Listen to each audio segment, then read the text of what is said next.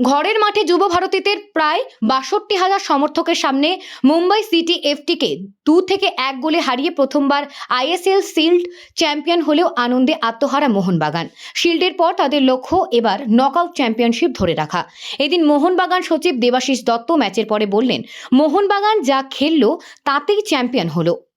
ISL champion হলো, Durand cup champion হলো, এবার অধরা লিগ শিল্ড জিতে নিল। কখনো মোহনবাগান চ্যাম্পিয়নের লিগ জিততে পারেনি, সেটাও জিতলো। প্রাক্তন ফুটবলার মানুষ ভট্টাচার্য আর দলের অন্যতম কর্ণধার উৎসব পারেখও বেশ খুশি। গোল করেছিলাম, একটা লাস্টে একটা খেয়ে গেলাম, কিন্তু সব মানে থ্রুআউট দ্য ম্যাচ আমরা এবছরে আপনারা এএফসি কাপের জন্য দল গড়েছিলেন, সামনের বছর এর চেয়ে উঁচু টায়ার এএফসি চ্যাম্পিয়ন্স লিগ, তাহলে কি আরও শক্তিশালী মোহনবাগান দল?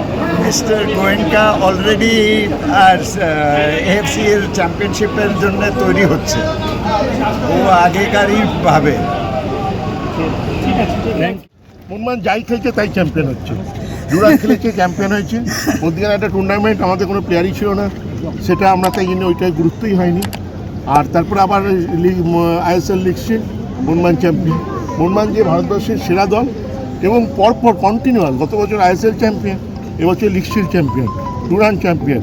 আমার মনে হয় এইরকম উইনিং স্ট্রিক মোহনবাগানের বহু বছর পরে এসছে এই সাফল্য, এবং আমি এর জন্যে ধন্যবাদ দেবো সঞ্জীব গোয়েঙ্কাকে এবং পুরো team management as well as the coach and the players. আমি আগের দিনও বলেছিলাম যে হাবাসের ইনক্লুশন একটা বড় চেঞ্জ এনেছে। তো হাবাসের কৃতিত্ব এবং প্লেয়ারদের, অনেকে কামিন্সকে খুব খারাপ বলেছিল। আপনি যদি কামিন্সের গড় গোল দেখেন, প্রত্যেক ম্যাচে ওর গোল আছে। তো সেই জন্যে আমাদের মোহনবাগান বোম্বেকে আজকে এইভাবে 2-1 গোলে পর্যদস্ত করে হারিয়ে চ্যাম্পিয়ন হয়েছে, এটা অত্যন্ত গর্বের। এবং আমরা প্রথমবারের জন্য চ্যাম্পিয়ন্স লিগ খেলছি। First time Mohun Bagan champions league খেলছে। এত বছর মোহনবাগান কোনদিন চ্যাম্পিয়ন্স লিগ খেলতে পারেনি। এএফসি কাপ খেলেছে, কিন্তু চ্যাম্পিয়ন্স কিছু উৎসবের আয়োজন করা হচ্ছে এই বিষয় নিয়ে। কাপ তাবুদের আজকে এই সবেমাত্র জিত হলো, আমি আলোচনা করেছি। কালকে আমি পরবর্তী যে আমাদের কী কী প্ল্যানিং সব কালকে আমরা জানাবো। না, বেশি ভালো সবকটাই, কিন্তু যদি তুল্যমূল্য বিচার্য হয় তাহলে ডেফিনেটলি লিস্টের গোলটা বেটার। প্রেসিডেন্ট মৌসুমের মাঝখানে একটা হোঁচট খেয়েছিল টিম, অনেকটা পারফরমেন্স খারাপ হয়েছিল, সেইখান থেকে আবার ঘুরে দাঁড়ানো। না দেখো, সব ম্যাচ জিতবে এরকম হতে পারে না। হোঁচটটা খাবি, কোথায় হোঁচটটা খেয়েছে ভাই? যেখানে আমার 10টা প্লেয়ার নেই, কোনো ক্লাবের একটা প্লেয়ারও যায় না দেশের হয়ে খেলতে, আমাদের সেখানে 10টা 11টা প্লেয়ার যায়। আশিক কুরিয়ানের চোট লেগে গেছিলো, আশিক কুরিয়ান খেলতেই পারলো না পুরো সিজনটা। তো সেই জন্যে তখন ফাঁকতালে অনেকে চ্যাম্পিয়ন হয়, কিন্তু যখন পুরো টিমটা আসে যায় তখন তাদের পজিশন বা এখন বাংলার পতাকা যে মোহনবাগানই একা বয়ে নিয়ে যাচ্ছে মোহামেডান আই লিগ চ্যাম্পিয়ন, এটা তো প্রমাণযোগ্য। এর বাইরে আর কিছু মোহনবাগান আজকে সেটা করে দেখালো। এবং আমি বলবো, ভারতীয় ফুটবল কোনোদিনই এগোতে পারবে না রেফারি যদি ভালো না হয়।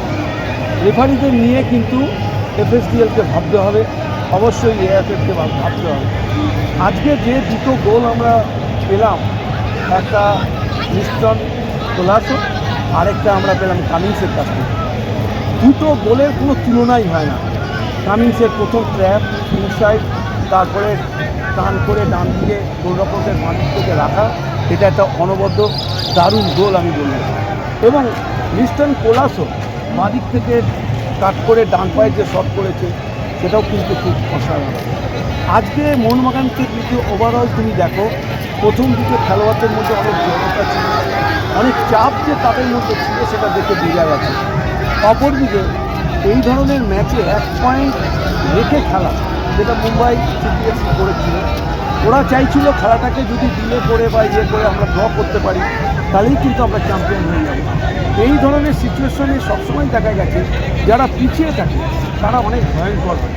এবং যেহেতু ফার্স্ট হাফে গোলটা পেয়ে গেছে এবং দ্বিতীয়ার্ধে প্রথম দিকে কিছুটা জড়তা ছিল, জানতে তো অসম্ভব ভালো ফুটবল খেলেছে এবং এই ছেলেটির ওপর আমাদের নজরও আছে।